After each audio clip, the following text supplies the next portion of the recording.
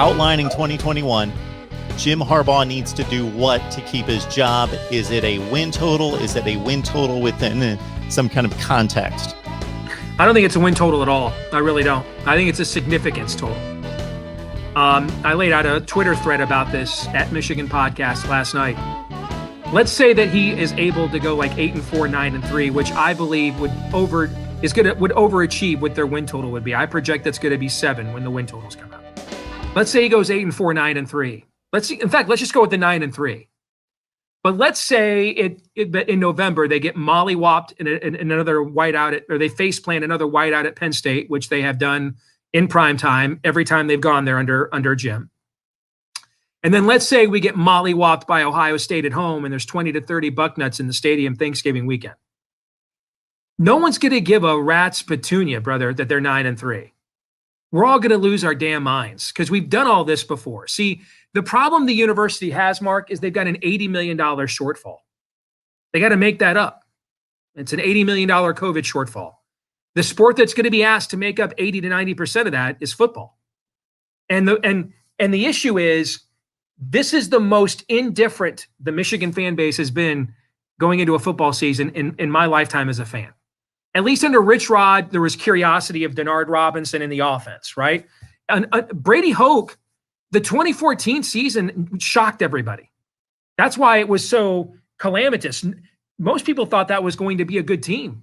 And then it just kind of came off the rails in front of us in real time as that season unfolded. I mean, there's several NFL players on that 2014 Brady Hoke team that got him fired. That was not a team that had no expectations going into the season. This team does have no and no one cares.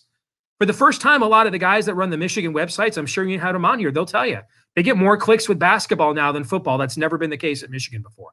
The fans have sort of just given up. There's this notion it's a fait accompli. I ran a poll on my Twitter account. What one word best describes your thoughts on the 2021 Michigan football season? Excited, nervous, anticlimactic. Anticlimactic got over 70% of the votes, Mark. And so when you've got that, you can't sell, well, we went 9-3 again. We got our asses kicked by Ohio State, finished 3rd or 4th in division. No, that ain't going to make up an $80 million shortfall. Jim needs to do something that shows he can get the program where it was expected to go when he was here. And to me, there's only 3 things he can do that would signify that. Obviously, one of them's beat Ohio State. Another one's win the Big Ten, or at least the Big Ten East. A third one is a bit grayer because they've done this before, although they've gotten to New Year's 6 bowl games but not won them. Let's say they lose to Ohio State, go 10-2, 9-3, get a New Year's 6 bowl bid and win it.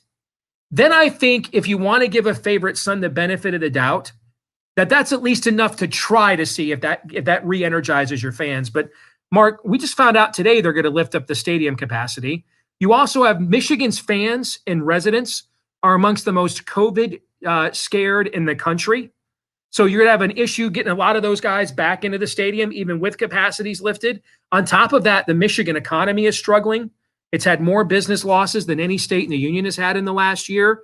Those are objections to selling tickets, even if the team was good, let alone with no juice, no energy, no excitement whatsoever. So he has to accomplish something he's never done here before, I think, to get another year. I also think it's possible he'll leave. I think I'm pretty confident, based on what I've been told, he was trying to leave last offseason, just couldn't get an NFL gig. That's what took so long to finalize this deal. His family wants out. I'm told they've actually moved out of Ann Arbor. They did last winter. So I'm not so sure if he goes 8-4, 9-3. He might just say, okay, rehabilitated my image. Now I can go get it. Now I'm more marketable in the NFL. I think the odds are overwhelming. This is his last year. From a Michigan perspective, anything short of a kind of season that has us talking about him being Big Ten Coach of the Year, and the value just isn't there in selling the fan base. Not enough to make up an $80 million shortfall. It's not, Mark.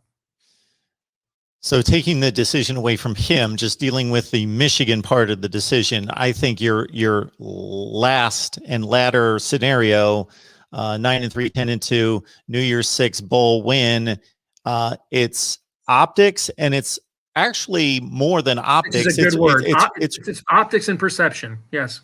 I think there's actually a tie, though, to evaluating what's actually happening with the team and the program if they lose to Ohio State as expected, but it's a respectable showing. I think that's going to be big. If they lose that game 31-28. They go face plant in a bowl game again. See, that's the thing. It's just another year where they just lost their last 2 games. No, I'm saying if it's 9-3 and they lose to Ohio State 31-28, go in a bowl game, finish 10-3, even though they lost to Ohio State again. In that scenario, you're probably looking at being in a New Year's Six bowl game, probably, or a Citrus Bowl against a highly ranked SEC team. I agree that likely would be enough to justify it for another year. But the fact that we can't put an objective measure on it, short of obvious things that Jim has not done, I think it signifies how difficult the situation is for him, because he's lost the fan base, Mark. He's lost the fans. The program has lost the fans. It just, I mean, there's just, the ridiculousness of let's not put a spring game on the Big Ten Network. Now I was relieved they didn't let the fans in and put it on TV, just because I felt like this was Dr. Feelgood taking the drip away to save us from ourselves. Now, most people don't think like me, though, and we're very, very upset. I think we were like one of the only Big Ten teams that didn't profile their team on BTN during the spring. All right. There is little to no connection, or of no personal connection anymore between Michigan fans and the football program. They have stiff-armed the fan base at every opportunity, and especially so in the last year. Steve Dace, you see the ID on the banner right there. You're probably already running the Michigan podcast. You can hear the obvious insight and analysis. Steve, thank you so much for stopping by. We always appreciate it. Anytime, Mark. Thank you very much, man. Take care. God bless.